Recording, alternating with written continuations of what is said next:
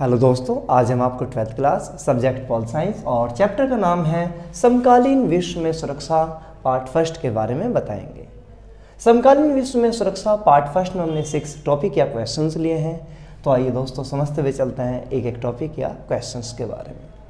सबसे पहला क्वेश्चंस हमारे सामने है कि क्या है सुरक्षा।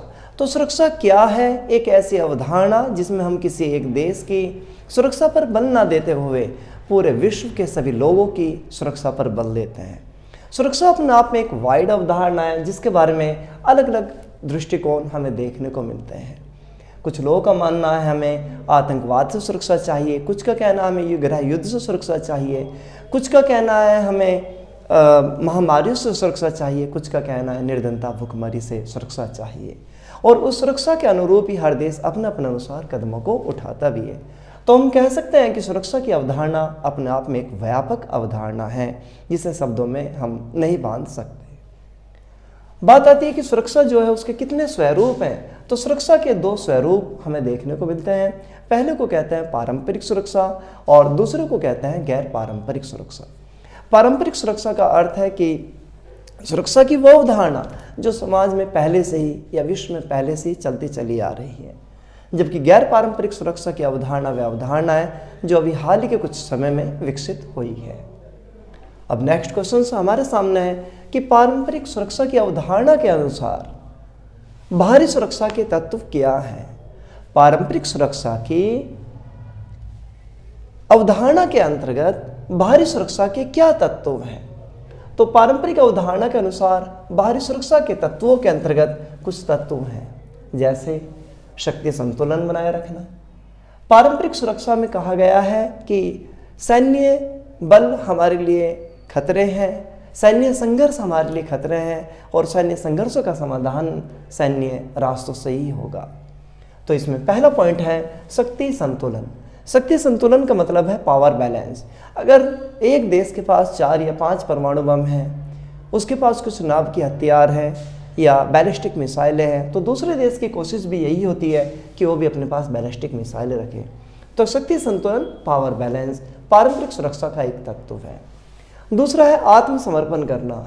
एक राष्ट्र अगर महसूस करे कि मैं दूसरे राष्ट्र के आक्रमण का सामना नहीं कर सकता तो सिचुएशंस में वो आत्मसमर्पण की रणनीति को अपनाता है।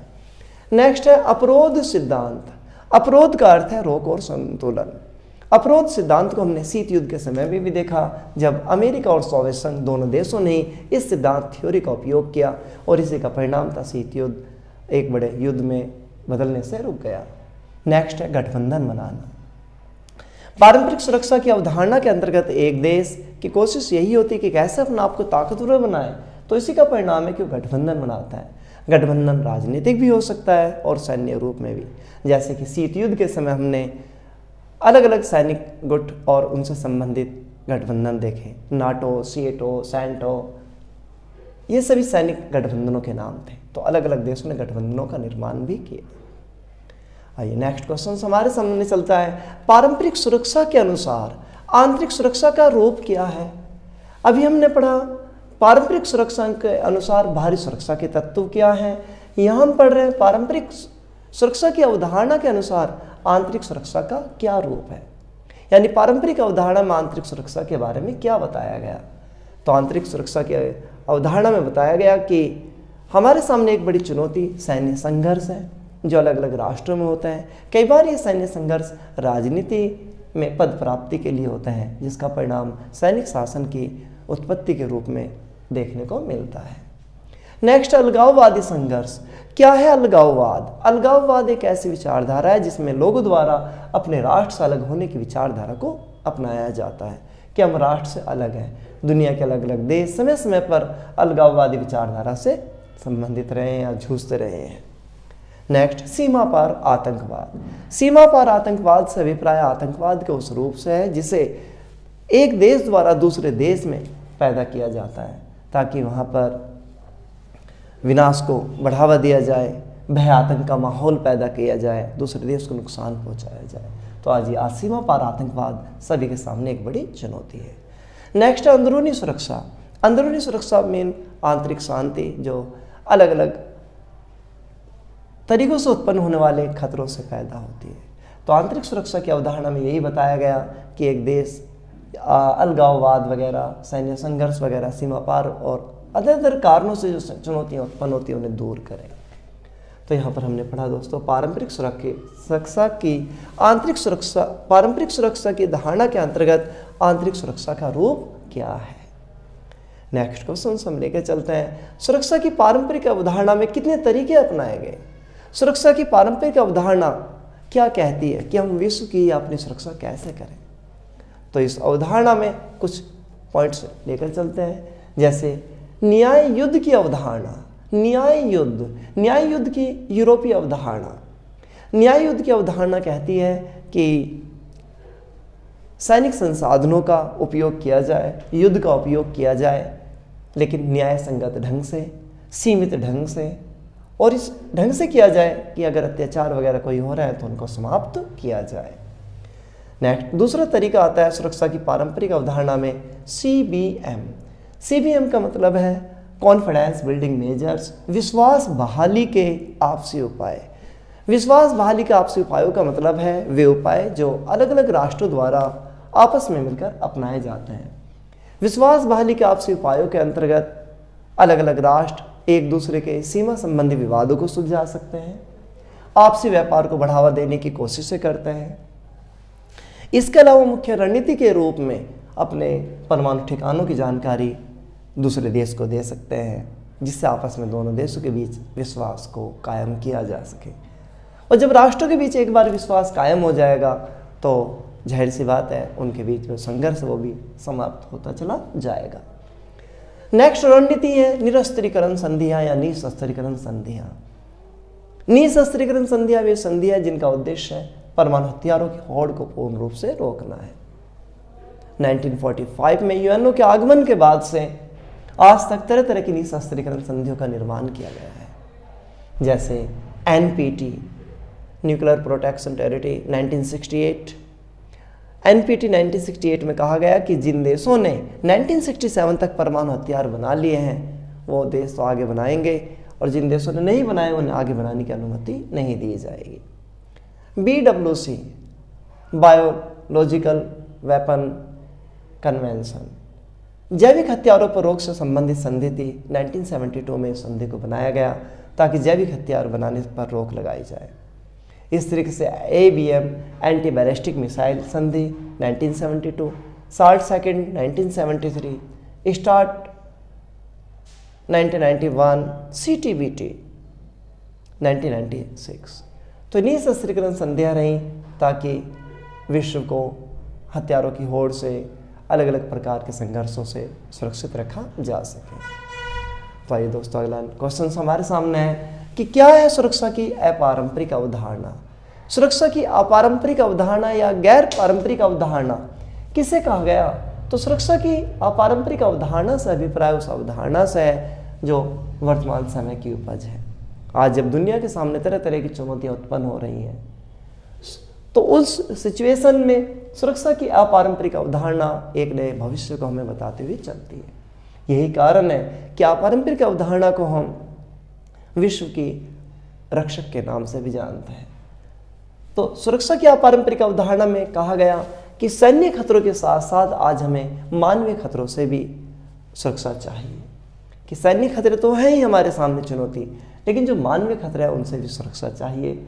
इसके अलावा इस अवधारणा में कहा गया कि किन खतरों से सुरक्षा या किन चीज़ों की सुरक्षा, किन खतरों से सुरक्षा और कैसे सुरक्षा। इस सेंटेंस को बताते हुए आलोचना की गई कि अब तक जो हमने सुरक्षा की वो सिर्फ सैन्य दृष्टिकोण से ही की है, आज हमें मानवीय दृष्टिकोण से विश्व की रक्षा करने की जरूरत है। तो बात आती है कि सुरक्षा की अपारंपरिक अवधारणा में आखिरकार क्या कहा गया। इसमें यही कहा गया कि आज हमें एक्चुअल खतरों को देखना है, वास्तविक खतरों को देखना है, जैसे प्राकृतिक आपदाएं, महामारियां, युद्ध, गृह युद्ध, शरणार्थी समस्या, भय से मुक्ति, अभाव से मुक्ति, व्यक्ति को किसी प्रकार का कोई भय ना रहे, कोई अभाव ना रहे, ये सुरक्षा की अपारंपरिक अवधारणा के प्रमुख घटक है।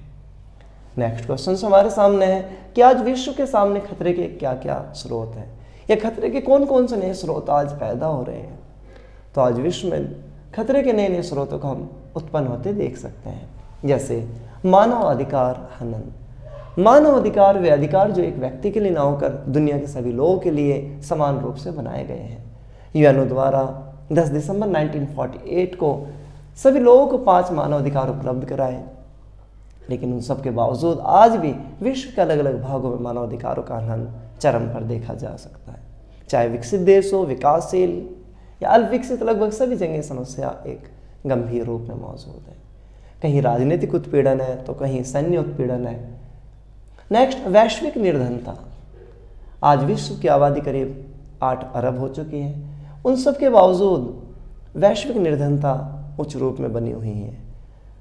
यूएनओ और उससे संबंधित अलग अलग अंग और संस्थाएं वैसे वैश्विक निर्धनता की समाप्ति के लिए प्रयास कर रहे हैं, WB, IMF, लेकिन अभी भी एक बड़ी प्रॉब्लम वैश्विक निर्धनता, बेरोजगारी, पिछड़ेपन आदि से संबंधित बनी हुई है।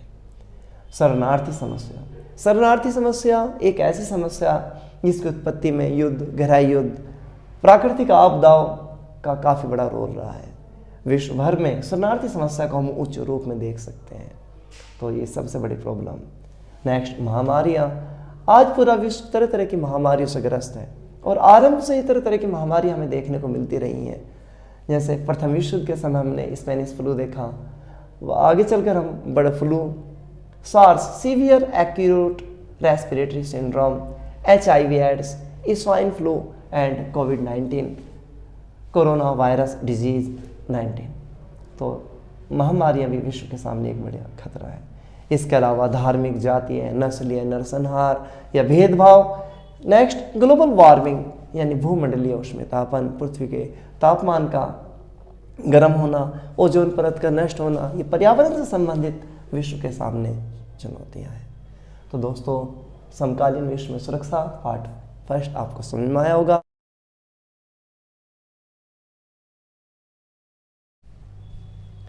हेलो दोस्तों, आज हम आपको 12th class subject pol science और चैप्टर का नाम है समकालीन विश्व में सुरक्षा पार्ट सेकंड के बारे में बताएंगे। समकालीन विश्व में सुरक्षा पार्ट सेकंड को हमने 8 टॉपिक या क्वेश्चंस में बांटा है, तो आइए समझते हुए चलते हैं इन टॉपिक या क्वेश्चंस को। सबसे पहला क्वेश्चंस हमारे सामने है, सहयोग मूलक सुरक्षा। क्या है सहयोग मूलक सुरक्षा? तो सहयोग मूलक सुरक्षा से हमारा अभिप्राय सुरक्षा के उस रूप से है जिसके अंतर्गत दुनिया के सभी राष्ट्र, संगठन, NGOs, महत्वपूर्ण शख्सियतें सभी एक मंच पर सामने आए और दुनिया के सामने जो चुनौतियां हैं उन्हें दूर करने के लिए एक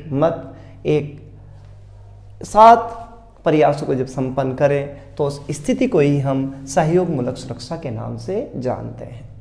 सहयोग मूलक सुरक्षा का मेन उद्देश्य क्या है? अंतर्राष्ट्रीय सहयोग पर बल देना, अंतर्राष्ट्रीय सहयोग से अंतर्राष्ट्रीय समस्याओं को दूर करना। इसके अंतर्गत यूएनओ प्लस यूएनओ के अलग अलग अंग और प्लस यूएनओ की अलग अलग समितियां जैसे WTO, WHO, WB, IMF, ILO, FAO, ये सभी के सभी संगठन हैं। इसके अलावा इंटरनेशनल लेवल के संगठन जैसे amnesty international, green peas, red cross, इसके अलावा NGO और INGO अपनी ओर से जब सकारात्मक कदमों को उठाएं तो इस स्थिति को ही हम सहयोग मूलक सुरक्षा का नाम देते हैं। नेक्स्ट क्वेश्चन हमारे सामने है कि क्या है भारत की सुरक्षा नीति के घटक। भारत 1947 में एक आज़ाद राष्ट्र के रूप में उभर कर सामने आया। समय के साथ साथ हमने अपने सामने उत्पन्न होने वाले खतरों को भी देखा, अलग अलग युद्धों का हमें सामना भी करना पड़ा। तो उन सब सिचुएशंस में भारत ने अपनी सुरक्षा नीति के 4 प्रमुख तत्व या घटक बनाए हैं। तो भारत की सुरक्षा नीति के 4 तत्व हैं। पॉइंट नंबर 1, सैन्य क्षमता को मजबूत बनाना, आर्थिक स्थिति को मजबूत बनाना, आंतरिक शांति बनाए रखना और अंतर्राष्ट्रीय नियम कानूनों को फॉलो करना। सबसे पहला पॉइंट हमारे सामने सैन्य क्षमता को मजबूत करना। भारत पाकिस्तान, चाइना जैसे देशों के साथ समय समय पर युद्ध में से जूझता रहा। उन हालातों में भारत ने अपनी सैन्य क्षमता को मजबूत बनाने का निर्णय लिया। इसी का परिणाम है कि 1974 में भारत ने अपना पहला परमाणु परीक्षण राजस्थान के पोखरण में किया। इसी तरह 1998 में दूसरा परमाणु परीक्षण भी राजस्थान के पोखरण में किया गया। इसके अलावा प्रेजेंट में हम स्टील्थ विमान, परमाणु पनडुब्बियाँ, इसके अलावा अग्नि पृथ्वी मिसाइलों को हम लगातार बना रहे हैं ताकि हमारी सैन्य क्षमता मजबूत बन सके और किसी भी खतरे का सामना हम आसानी से कर सकें। नेक्स्ट टॉपिक है आर्थिक क्षमता को मजबूत बनाना। भारत ने आर्थिक सुधारों के अंतर्गत अपनी आर्थिक क्षमता को मजबूत बनाने की शुरू से ही रणनीति अपनाई। 1947 में देश की आज़ादी के बाद हमने मिश्रित अर्थव्यवस्था को अपनाया, जिसमें समाजवाद और पूंजीवाद दोनों का मिश्रण था। उसी का परिणाम था देश में हरित क्रांति, श्वेत क्रांति और अलग अलग आधारों पर क्रांति या बदलाव हमें देखने को मिले।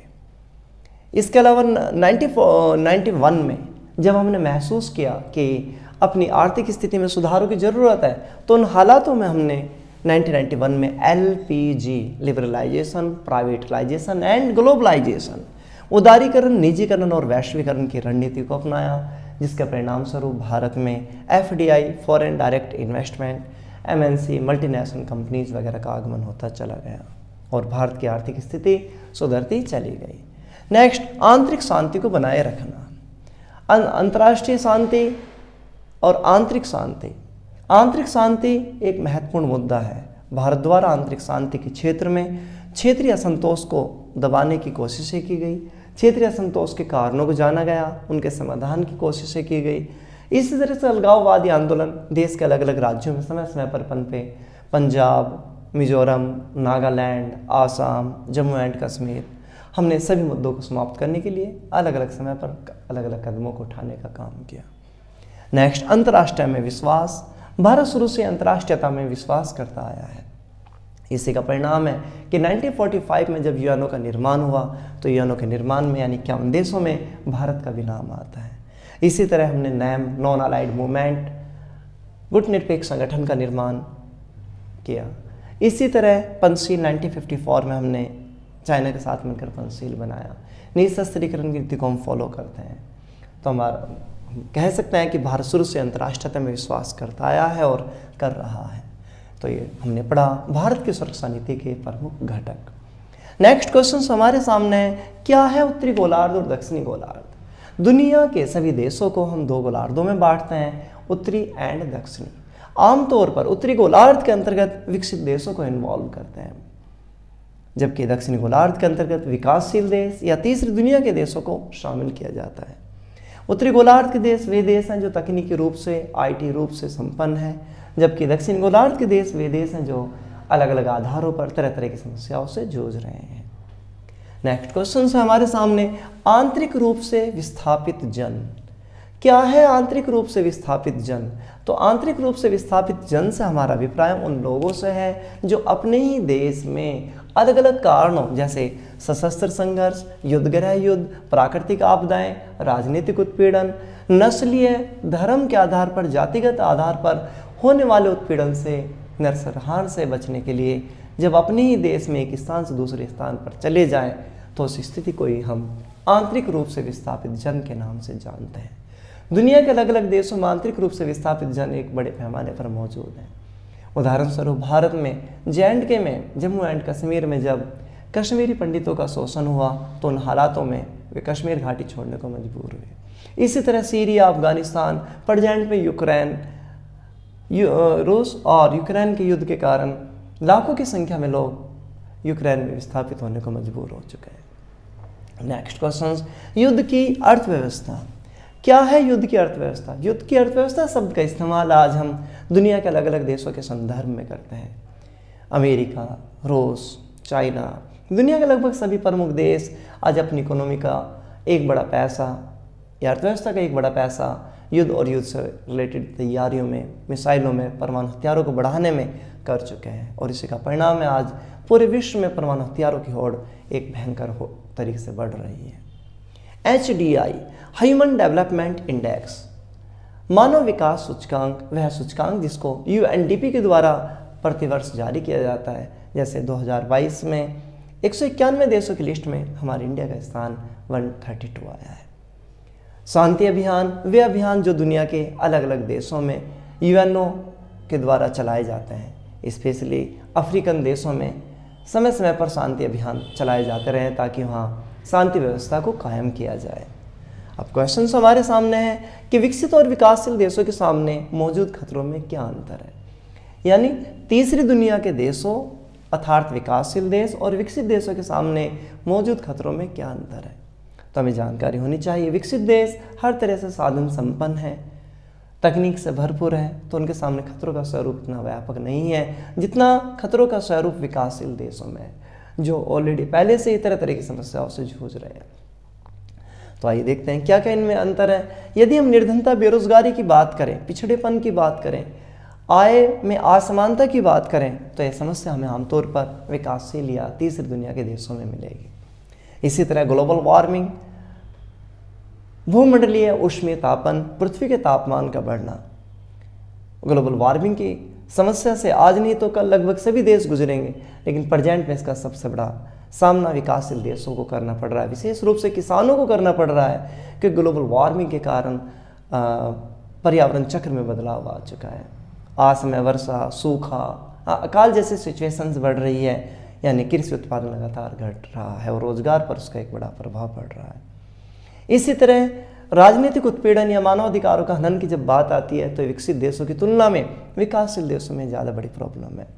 इसी तरह सामाजिक असमानता, जातिगत, धार्मिक, नस्ली आधारों पर जो उत्पीड़न है, ये समस्या हमें विकासशील देशों में ज़्यादा देखने को मिलती है, विकसित देशों में इसका रूप बहुत कम है। तो दोस्तों, समकालीन विश्व में सुरक्षा पार्ट 2, उम्मीद है आपको अच्छी तरह समझ में आया होगा। धन्यवाद।